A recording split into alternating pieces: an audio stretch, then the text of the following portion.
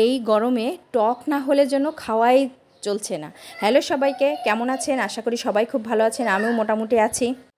এই তো সকাল সকাল রান্নাঘর থেকে আমার ব্লগটা স্টার্ট করলাম, এসে দেখি মোটামুটি গ্যাস আছে।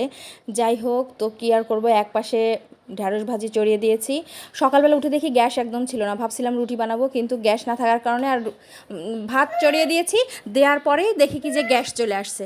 তো কি করব, এখানে কুমড়ো সিদ্ধ দিয়েছি, তেঁতুল দিয়ে কুমড়োর টক রান্না করব। এই গরমে টক না হলে আসলেই চলছে না, এত প্রচণ্ড গরম পড়ছে যে টক দিয়ে শুধু ভাত খেতে ইচ্ছা করছে, আর কোনো কিছুই খেতে মন চাচ্ছে না। তো আমি এখানে কুমড়োগুলো সিদ্ধ করে নিলাম, তারপরে হলো তেঁতুল দিয়ে দেবো, আর হলো একটু সরিষা ফোড়ন দিয়ে রান্না করব। যাই হোক, গরমেতে ক্যামেরাও ধরা হয়নি, বাবু বিরক্ত করতেছিল। তো ওই যে ওকে একটু আঙুর দিলাম, ওই দুই একটা খেলো, আবার খাচ্ছে না, মানে গরমে ওরও খেতে ইচ্ছা করতেছে না। ওই আবার পড়া শুরু করে দিছে, 1 2 ABCD এরকম পড়া শুরু করে দিছে।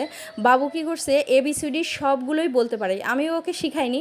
ও ওই যে ফোনে একটা ABC সং আছে, ওইটা দেখে দেখেই ও শিখেছে। একদিন দেখি ও বলতেছে।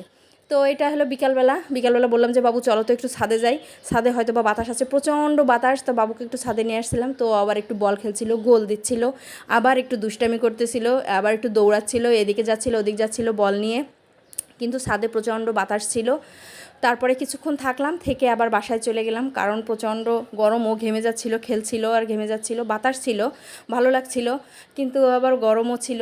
তো কী আর করা যাবে, ও কিছুক্ষণ খেললো ওর মতো বল, খেলার পর ওকে নিয়ে বাসায় চলে গেলাম। তো ঠিক আছে, টাটা বাই বাই, দেখা হবে নেক্সট ব্লগে। আমাদের ভিডিও ভালো লাগলে লাইক কমেন্ট ও শেয়ার করে দেবেন। টাটা।